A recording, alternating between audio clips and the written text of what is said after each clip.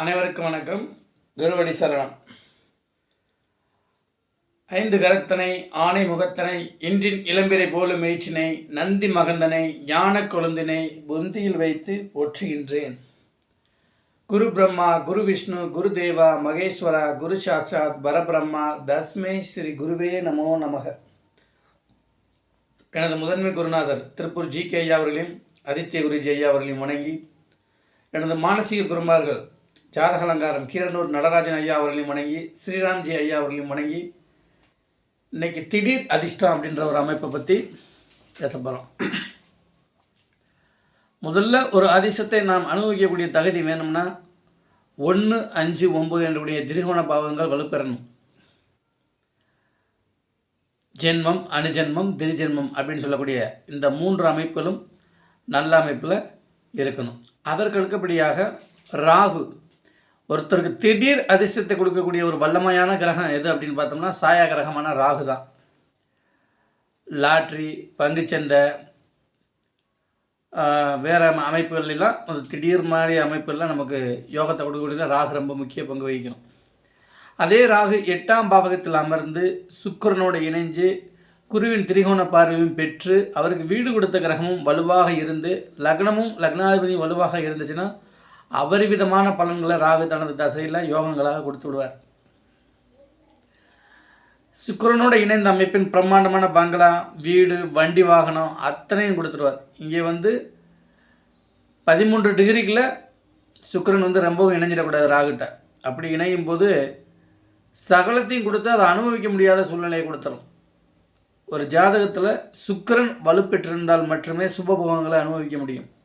நல்ல லக்ஸரியான லைஃபு, நல்ல காரு, பங்களா, நல்ல டூரிஸ்ட் போய் சுற்றுறது, மற்ற சுபபோகங்கள், ஒயின் இந்த சம்மந்தப்பட்ட லிக்விட் இந்த மாதிரி சம்மந்தப்பட்ட இதுகளெல்லாம் அனுபவித்து ஒரு மனிதன் இன்பத்தில் திளைக்கணும் அப்படின்னா அது இங்கே சுக்கிரனோட தயவு கண்டிப்பாக தேவைப்படும். ஒரு நல்ல வாழ்க்கை அமையணும்னாலும் நல்ல குடும்பம் அமையணும் அப்படின்றனாலும் சுக்கிரனோட வலுவு இங்கே நமக்கு தேவை. அப்போ அதிர்ஷ்டத்தை குறிக்கக்கூடிய பாவகம் அப்படின்னு எந்த பாவகம்னு பார்த்தோம்னா 8ஆம் பாவகம்.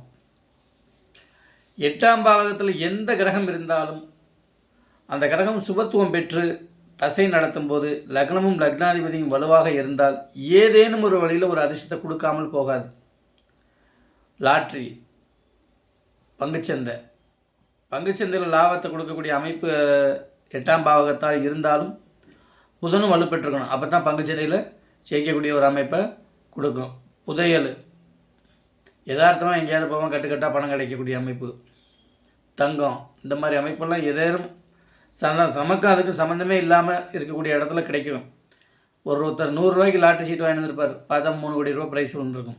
அப்போ அந்த அதிர்ஷ்டம் அப்படின்ற குறிக்கிறதுக்கு கண்டிப்பாக 8ஆம் பாவகம் சுபத்துவமாக இருக்கணும். 8ஆம் பாவகம் வலுத்து அவர் அந்த கிரகத்தின் தசை வரணும். அதுலேயும் ராகு இருந்துச்சுன்னா ஒரு படி மேலே. எந்த நிலையிலும் லக்னாதிபதி வலுவாக இருந்தால் மட்டுமே ஒரு யோகங்கள் நமக்கு முழுசாக கிடைக்கும். அதில் ராகு ஃபஸ்ட்டு. அடுத்த ஒரு பணம் சம்மந்தமே இல்லாதவரோட பணம் நம்மக்கிட்ட இருந்து சம்மந்தமே இல்லாதவரோட சொத்துக்கள் நமக்கு சேர்றது.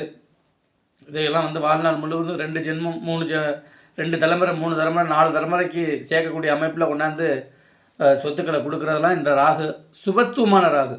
பாவத்துவமாக இருக்கும்போது அது வேறு விதமான பிரச்சனைகள் கொடுத்து விடும். இப்போ 8ஆம் இடமும் ராகுவும் ரொம்ப முக்கிய பங்கு வகிக்கும் திடீர் அதிர்ஷ்டத்தை குறிக்கிறக்கூடிய அமைப்புக்கு. பர்டிகுலராக அவர்களோட தசை வரணும், பருவ வயதில் வரணும். சின்ன குழந்தையாக இருக்கும்போதோ இல்லை அந்திம காலங்களில் வரும்போதோ அதனால் எந்த பயனும் கிடையாது. இப்போ இந்த மாதிரி அமைப்பு உங்களுடைய ஜாதகத்தில் இருந்து அந்த தசை வருகிறது அப்படின்னா அதை சரியாக பயன்படுத்திக்கங்க. எல்லோரும் நன்றாக இருப்பீர்கள்.